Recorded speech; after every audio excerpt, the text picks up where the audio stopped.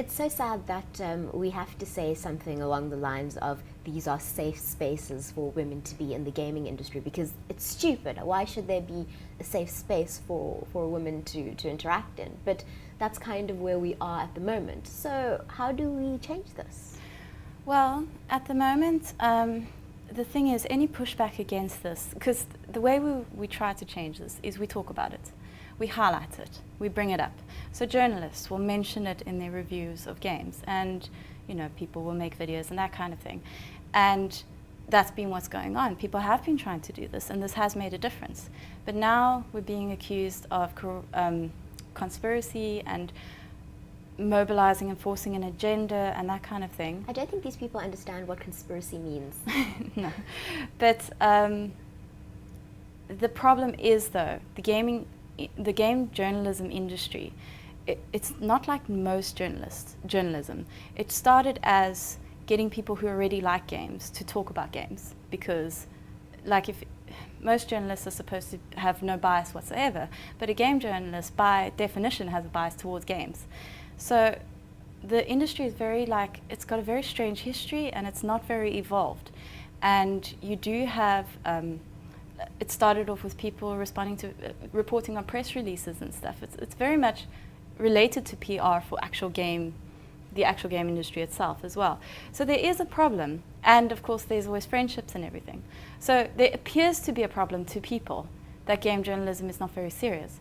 But at the same time, those people the way they want to fix it is not necessarily going to help either, because you can't have completely unbiased game journalists, because journalists have to have an opinion and have to be able to voice opinions of the gamers. I mean, it's different to normal journalism, that's the thing.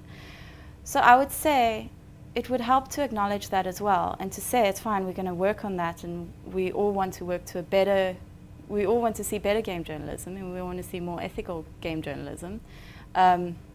But part of that does involve allowing people to make feminist criticisms against games. And if somebody's conservative, because if somebody's not left-wing, if someone's very right-wing, they get to make their criticisms as well. It must allow for all points of view.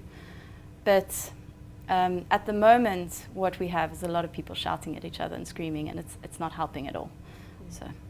Talk to us about the South African feminist gaming community. Does it exist? Where can we find these people? Well, there are, I wouldn't say there's one specific South African feminist. There's definitely a lot of South African feminist gamers, very, very strong South African feminist gamers. You definitely also have South African gamers who are very against having feminism discussed at all when talking about games as well. So it depends. But I would say you just have to look on Twitter. Now, if you are a gamer or involved in this community and you're on the end of abuse from somebody who disagrees with you, and it's the type of abuse that some of these other women have faced, threats on their lives or their families, what do you do? How do you report it or get help? It's very hard in South Africa, because there's not very strong laws that help protect you from abuse on Twitter, for example. That sort of thing you'd have to find out about, being able to go to the police. But yeah, in South Africa you don't have as much support, unfortunately. However, I don't think you get as much of it in South Africa as you do overseas as well. I haven't personally seen a lot of it, like ridiculous levels of it here. So maybe it's a bit safer here, I don't know, maybe people haven't caught up to that yet. The best thing to do is always obviously to block anyone who is abusing you, but also to keep their tweets and to report them to Twitter, and to maybe report to the police if you have to. So. Right. And I suppose the basic guidelines of trying to keep your really personal, sensitive information private online, probably. I suppose, although I do not like to say that, because that suggests that you need to hide, which I don't agree with. Absolutely. So obviously, right. Never, basic online rules apply. Don't give out your address, that kind of thing. That's silly. But yeah, I don't want to say don't mention the fact that you're female, for example, because that's not fair. We should be able to have a place and a voice.